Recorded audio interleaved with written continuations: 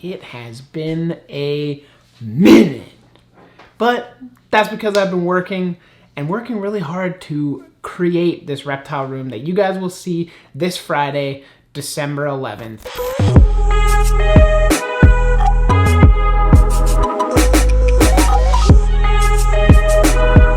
It's gonna be awesome. But hey, what's up guys? It's Mike with Alpha Reptile back with another video, and today I'm showing you guys my very first snake. It is time. It has been decades in the making, and it's kind of an unconventional story of how I got my very first snake. So if you guys are interested in seeing the progression of Saguaro, that's his name, make sure you click that subscribe button. There's links down below to all my social media, as well as to my merch store where you can purchase some awesome merch for Christmas time. Those of you who are looking for Christmas gifts, now's the time. Now my original plan was to get an emerald tree boa. I know, not a very conventional first snake, but given the amount of years that I've been working in the kind of reptile industry, both literally working in the reptile industry, and secondly, just the experience that I have with the dart frogs, the Fijian banded iguana, I have a lot of stuff that is typically considered as harder to care for than an ETB, and that is kind of why I had my sights set on it. I talked to my buddy who was trying to breed them, and he was the one that was like, you know what, man, like, you'll be fine. Don't worry about it. You understand heating, you understand lighting, you understand how to take care of reptiles. Don't worry. So I'm like, all right, cool. I was looking on Kijiji. I found one. I messaged the guy. I got here, started setting up the reptile room, and just realized that, you know what, I need to pump the brakes. I'm not going to go for it just yet. We'll wait for the right time. But that's when this little fellow wiggled his way into my life. This is Saguaro. As you guys can see, this is my not emerald tree boa snake. My first snake. This is him right here. This little guy. Super cute, wicked cool, and an animal that I'd really never thought I'd own, to be totally honest. All jokes aside though, this is a Lampropeltis pyromellana wooden eye, or otherwise known as an Arizona mountain king.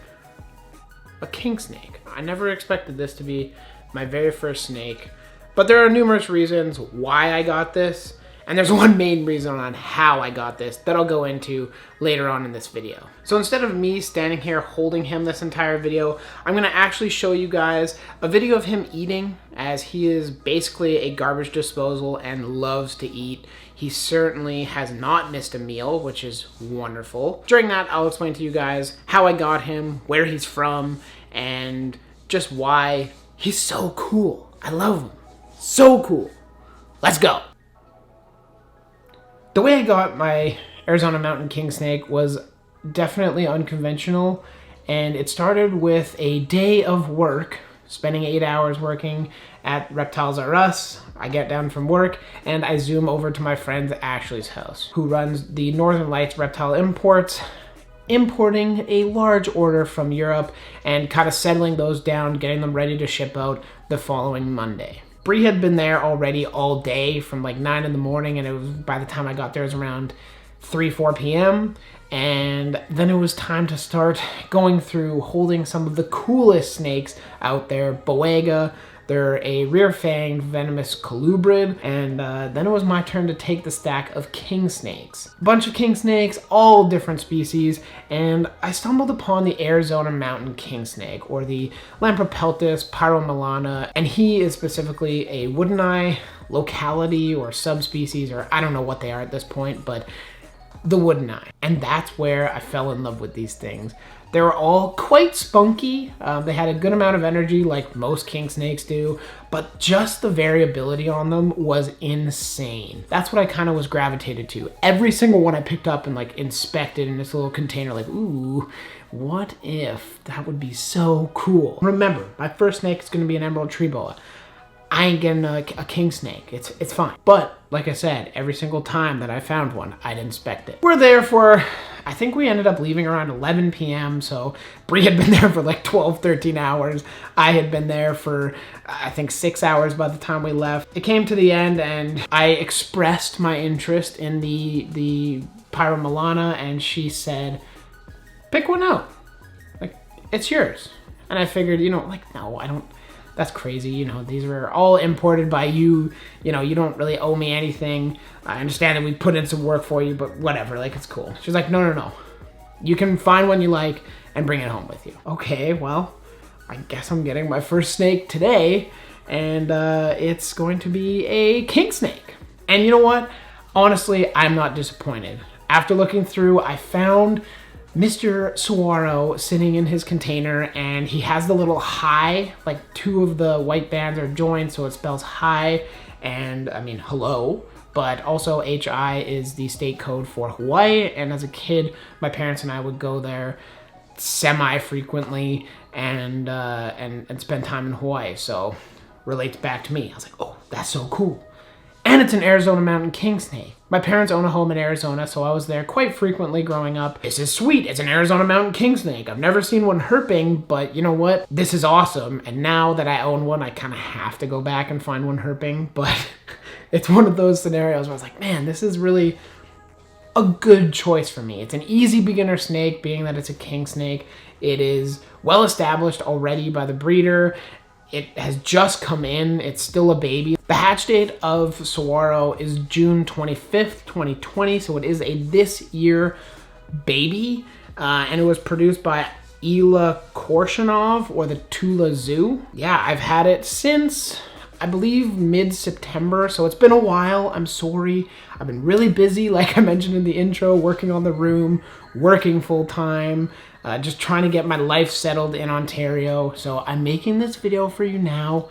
I'm sorry, but I'd like to say I'm back. So that's kind of an abbreviated version of how I got it, but that's how I got my first snake. My good friend Ashley ended up giving it to me. I got my first snake from a good friend that is very reputable, and I couldn't be more excited. Some of you guys might think that, oh, whatever, like it's an impulse or something like that. And I mean, I guess truth be told, like I didn't expect to come home with a new snake that day, or with my first snake that day. But you know what, after my many years working with various different king snakes at this reptile stores that I worked at, it's really not that difficult of a pet. It's kind of one of the more beginner pets, and I'm stoked to have it. Like, it's one of those animals that is really cool, and you, like, when you see them, it's like, oh, that's so cool. But now that you own them, you're like, oh, this is a whole different beast. I mean, you see him eating right now, and he hasn't missed a meal. He is constantly active, and I can't wait to set up a really cool tank for him when he's a bit bigger. I don't want to put him in there now just because he'd escape. It's a PVC tank with like holes in it, so you know, I don't want him free roaming the home. I hope you guys enjoyed the story. Please let me know what you think of it in the comments down below, and let's wrap this video up. So if you guys like the first choice of snake, or if you think I should have gone with the ETB, let me know in the comments down below.